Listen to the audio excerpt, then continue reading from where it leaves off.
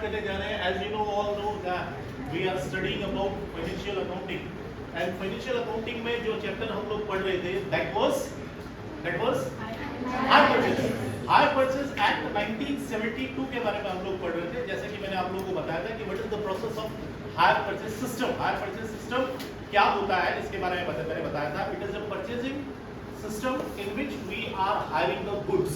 एक ऐसा सिस्टम जिस सिस्टम में हम क्या करते हैं, गुड्स को क्या करते हैं, हायर तो करते ही है, हायर के साथ साथ परचेज भी करते हैं. तो इसमें मैंने आप लोगों को कुछ पैटर्न्स बताए थे, दो तरीके बताए थे, जिसमें मैंने आपको बताया था कि what is the meaning of cash price. Cash price का क्या मतलब होता है और हायर परचेज प्राइस का क्या मतलब होता है, ये मैंने आप लोगों को बताया था. ठीक है, तो सबसे पहले आज कल जो हमने क्वेश्चन नंबर 1 किया था, क्वेश्चन नंबर 1 के बाद आज बात करते हैं क्वेश्चन नंबर 2 की. तो क्वेश्चन नंबर 2 पर फटाफट आ जाइए. क्वेश्चन नंबर 2 खोल के देखिए अपने बुक्स में, फटाफट क्वेश्चन नंबर 2 पर आ जाइए.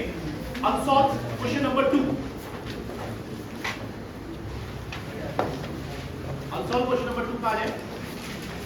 जब अनसॉल्व क्वेश्चन नंबर 2 पे हम आते हैं तो आप क्वेश्चन को अगर गौर से देखिए, what is the cash price. Urvashi, cash price क्या है?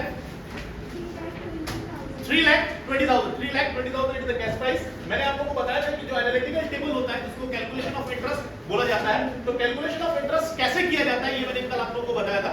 उसमें मैंने सबसे पहले आपको बोला था कि 3 कॉलम्स आप बनाएंगे. Number 1 is called cash price, number 2 is called calculation of interest, number 3 is instalment. तो जो हम क्वेश्चन का स्टार्ट करते हैं उसमें सबसे पहले आप क्या देखने का प्रयास करते हैं कि what is the relation between hire purchase price and cash price. सबसे पहले हम ये देखने का प्रयास करते हैं. उसके बाद आप ये देखिए कि cash price is 3,20,000 and what is the hire purchase price. Hire purchase price को फाइंड आउट करने की कोशिश कीजिए. क्या है हायर परचेज प्राइस? आप देखिए एडवांस कितना दिया जा रहा है? 1 लाख. ठीक है, और उसके बाद इंस्टॉलमेंट्स कितनी है? 3 इंस्टॉलमेंट्स है. एक है 80,000 का, पहला 80,000 का, दूसरा अगेन 80,000, तीसरा 82,478. इसका मतलब आप इसको टोटल करें तो इट इज मोर देन 3,40,000. 3,42,478 हो रहा है. ठीक है, तो it means it is more than the cash price. ये कैश प्राइस से क्या हो रहा है? ज्यादा हो रहा है. तो मैंने आपको क्या सिखाया था, जब कैश प्राइस से ज्यादा होता है तो क्या करते हैं? माइनस करते हैं, डिडक्ट करते हैं. तो देखिए स्टार्ट करते हैं कैश प्राइस से. सबसे पहले कैश प्राइस देखिए कितना है? 3,20,000. तो मैंने आपको पहली चीज क्या सिखाई थी कि जो कैश प्राइस होता है उस कैश प्राइस से सबसे पहले आप क्या माइनस कर देंगे? एडवांस माइनस कर देंगे. तो 3,20,000 माइनस 1 लाख कितना आया आपका? 2,20,000. तो 2,20,000 का आप इंटरेस्ट निकालेंगे. What is the rate of interest? That is 5%. तो 5% का आपने रेट ऑफ इंटरेस्ट निकाला, दैट इज 11,000. तो 11,000 जो आपका इंटरेस्ट आया. अब मैंने आपको बोला था इंस्टॉलमेंट में निकालने में क्या करते हैं? डिडक्ट करते हैं, माइनस करते हैं. ठीक है, तो 80,000 माइनस 11,000 दैट इज 69,000. अब देखिए 3 अमाउंट आए, 80,000, 11,000 और 69,000. तो विदाउट इंटरेस्ट का इंस्टॉलमेंट कौन सा वाला है? 69,000. तो मैंने आपको बोला था कि कैश प्राइस में आप विदाउट इंटरेस्ट वाला इंस्टॉलमेंट क्या कर देते हैं? माइनस कर देते हैं. तो दैट इज 69,000 आप माइनस कर देंगे.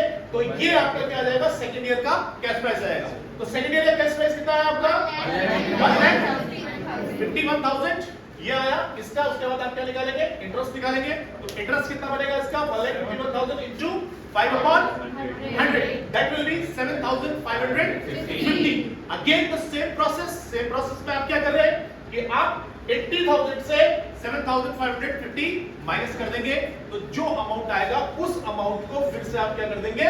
कैश प्राइस से माइनस कर देंगे. आपको मैंने इसके अलावा एक चीज और बताई थी, अगर आपको याद हो. मैंने बोला था कि if the hire purchase price is more than the cash price, तो उस केस में जो लास्ट ईयर होता है उस लास्ट ईयर में कैलकुलेशन को सीधे सीधे भी किया जा सकता है. सीधे सीधे माइनस, हालांकि यहां पर हमने कैलकुलेट करके किया है, आप उसको सीधे सीधे भी कर सकते हैं. ठीक है, तो लास्ट में जो आ रहा है आपका उसका सीधे सीधे से आप यहां पर क्या कर सकते हैं? जो 82,478 माइनस सीधे सीधे से 78,550 आप करके कैलकुलेट कर सकते हैं. ठीक हो गया? समझ में आ गया? किसी को कोई डाउट, एनी क्वेरी? अब देखिए इसके बाद फिर आप क्या करेंगे? Calculation of calculation of depreciation करेंगे, कैलकुलेशन ऑफ डेप्रिसिएशन करके आप डेप्रिसिएशन निकालेंगे। तो डेप्रिसिएशन का कौन सा मेथड गिवन है, देखिए तो बुक्स में देखिए कौन सा मेथड गिवन है।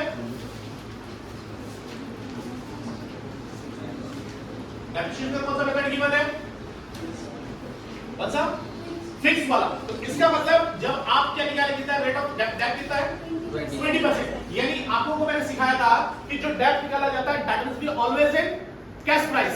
किस पे निकलेगा, कैश प्राइस निकलेगा। तो कैश प्राइस कितना है 3,20,000। 3,20,000 का 20% डेप्ट कितना हुआ 64,000। तो फर्स्ट ईयर का भी 64,000 होगा, सेकंड ईयर का भी 64,000 होगा और थर्ड ईयर का भी 64,000 होगा, because it is a straight line method. ये स्ट्रेट लाइन मेथड है जिसमें आपका जो डेप्रिसिएशन होता है वो हमेशा क्या रहता है, कांस्टेंट रहता है, फिक्स रहता है। ठीक हो गया, किसी को कोई क्वेश्चन पूछना है, ठीक है। तो पहले फटाफट आप लोग क्या कीजिए कि एनालिटिकल टेबल के बनाइए, ड्रॉ कीजिए, उसके बाद फिर कैलकुलेशन ऑफ डेप्रिसिएशन भी आप तीनों ईयर्स का निकालिए, फिर उसके बाद आगे अकाउंट्स पे बात करते हैं।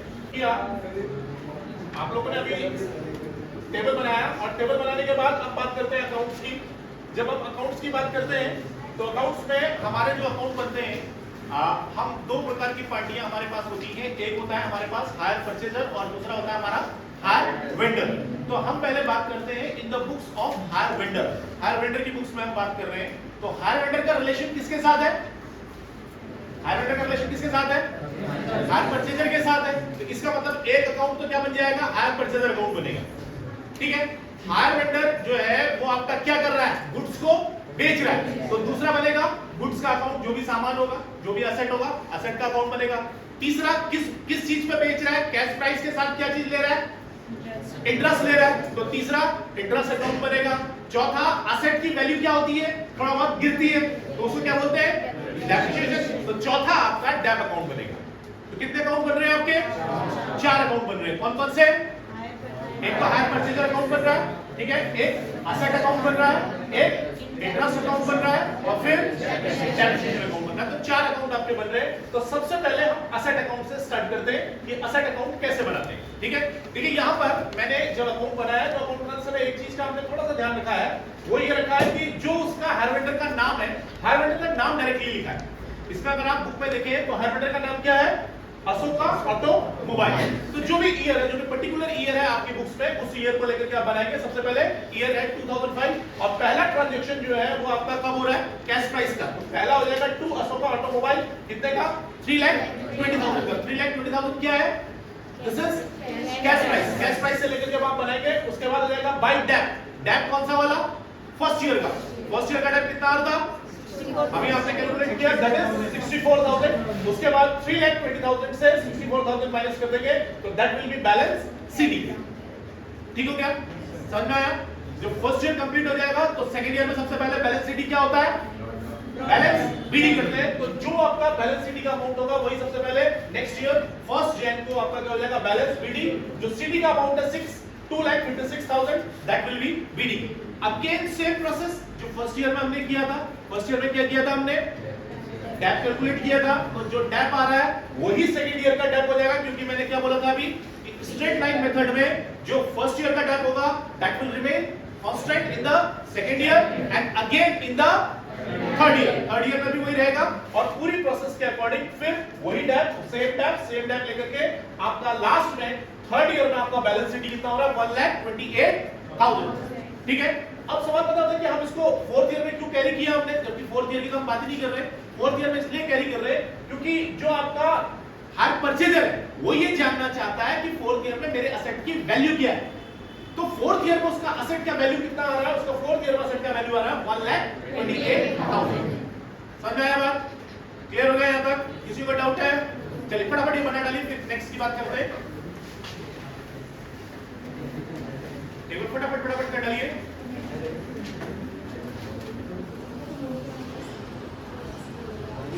कोशिश करें जितनी जल्दी बना सकें।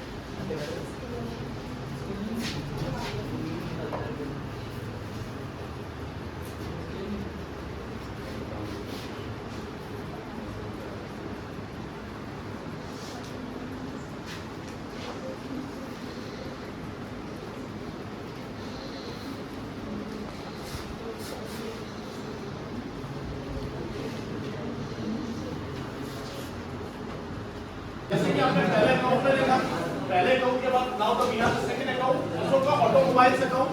तो देखिए अशोका ऑटोमोबाइल्स अकाउंट कैसे बनता है? कैसे बनता है? सबसे पहले ये जो आपका टू बैंक है, to bank means the advance, ठीक है। सबसे पहले जो आप पेमेंट कर रहे हैं उस पेमेंट की एंट्री आप करेंगे टू बैंक 1 लाख का। उसके बाद फिर टू बैंक आपको दिखाया जा रहा है। देखिए आप इसके डेट्स का देखिए, अभी जो मिस योगिता ने कहा वही सेम चीज आपको ध्यान रखनी है। डेट्स का विशेष रूप से आपको ध्यान रखना है कि ये टू बैंक किसको डिनोट कर रहा है? एडवांस को, इसलिए फर्स्ट जनवरी दिखा रहा है। और ये टू बैंक किसको डिनोट कर रहा है? ये पहला इंस्टॉलमेंट पेमेंट का डिनोट कर रहा है, इसीलिए 31 दिसंबर को दिखा रहा है। और ये बैलेंस शीट किसको डिनोट कर रहा है? लास्ट बैलेंसिंग अमाउंट को डिनोट कर रहा है, इसलिए ये भी 31 दिसंबर का है, ठीक है। उसके बाद इधर आ जाइए, बाय ट्रक। बाय ट्रक आपका क्या बता रहा है कि what is the total amount of the asset, what is the cash price of the asset. तो टोटल कैश प्राइस कितना है? 3,20,000। तो इसीलिए हो जाएगा बाय ट्रक 3,20,000। उसके बाद जो इंटरेस्ट जनरेट होगा वो जनरेट कब हो रहा है? इंटरेस्ट जनरेट कब हो रहा है? साल के आखिरी में, एंड ऑफ द ईयर हो रहा है। तो आपका इसीलिए आपका देखिए यहाँ पर डेट क्या डाल रखा है? 31 दिसंबर। तो बाय इंटरेस्ट आपका 11,000। उसके बाद इसका टोटल करेंगे, ट्रक और इंटरेस्ट का टोटल करेंगे और दोनों बैंक का टोटल करके इसके टोटल से क्या कर देंगे आप? माइनस कर देंगे। तो that will be the balance CD. और सेकंड ईयर में भी यही प्रोसेस दोहराएंगे, क्योंकि देखिए प्रोसेस क्या हो गई है, एक बार आपने खरीद लिया है, खरीदने के बाद दोबारा आप नहीं खरीदेंगे, बल्कि सेकंड ईयर में क्या लगेगा? सेकंड ईयर में सिर्फ इंटरेस्ट लगेगा, बैलेंस शीट भी करके सिर्फ इंटरेस्ट लगेगा। तो ये जो बैलेंस सीडी है, सबसे पहले क्या हो जाएगा? Balance BD. और बीडी होने के बाद फिर क्या आएगा? इंटरेस्ट। और ये आपका पेमेंट देखिए, यहां पर ये पेमेंट क्या था? ये एडवांस का पेमेंट था। तो एडवांस आपका दोबारा पेमेंट नहीं होगा, अगली बार क्या होगा? सिर्फ इंस्टॉलमेंट का पेमेंट होगा। तो देखिए यहां पर इंस्टॉलमेंट का पेमेंट हो रहा है 80,000। समझ में आ रहा है? ठीक है। फिर इन दोनों का आपने टोटल किया और 80,000 को माइनस करेंगे तो that will be the balance CD, ठीक है। फिर ये बैलेंस सीडी थर्ड ईयर में क्या हो जाएगा? बैलेंस बीडी हो जाएगा। फिर थर्ड ईयर का इंटरेस्ट लगेगा। थर्ड ईयर के इंटरेस्ट के बाद यहां पर आप क्या कर रहे हैं? इसका इंस्टॉलमेंट का पेमेंट कर रहे हैं। इंस्टॉलमेंट के पेमेंट के बाद आप इन दोनों को ऐड करेंगे और इस इंस्टॉलमेंट को माइनस करेंगे तो आपका क्या निकल जाएगा? बैलेंस सीडी निकल जाएगा, ठीक है। क्लियर? अब यहां पर थर्ड ईयर में बैलेंस सीडी नहीं निकलेगा। क्यों नहीं निकलेगा? क्यों नहीं निकलेगा? क्योंकि पूरा पेमेंट कर दिया जाएगा। ठीक हो गया? समझ में आ गया? चलिए, देखिए इंटरेस्ट अकाउंट बहुत आसान होता है। अगर आपको याद हो, interest account is just like the royalty account. Royalty account की एंट्री याद है किसी को? क्या एंट्री होती है? बाय स्टेटमेंट ऑफ पीएनएल, ठीक है। यहां पर लैंडलॉर्ड की जगह हो जाएगा हायर वेंडर, ठीक है। क्या हो गया? देखिए to hire vendor by statement of PNL. और हम बना क्या रहे? इंटरेस्ट अकाउंट बना रहे हैं। तो हर उसमें क्या डालेंगे आप? इंटरेस्ट का अमाउंट डालेंगे। ठीक हो गया? कोई डाउट किसी को? अच्छा, उसके बाद देखिए नेक्स्ट है आपका डेप्रिसिएशन अकाउंट। तो डेप्रिसिएशन किस पर लगता है?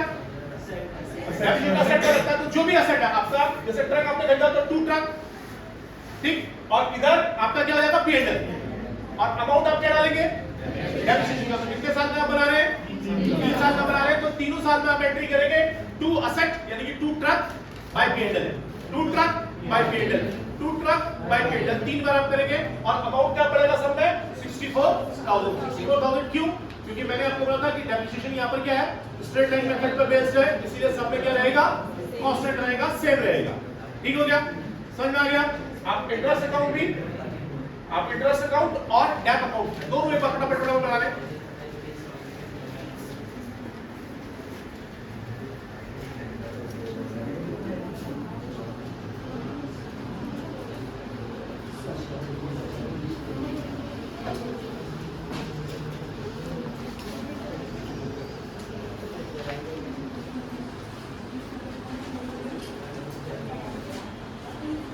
याद का 3 इयर्स का है, लेकिन उसमें 2 इयर्स दिख रहा, सिर्फ 3 इयर्स का बनाना है।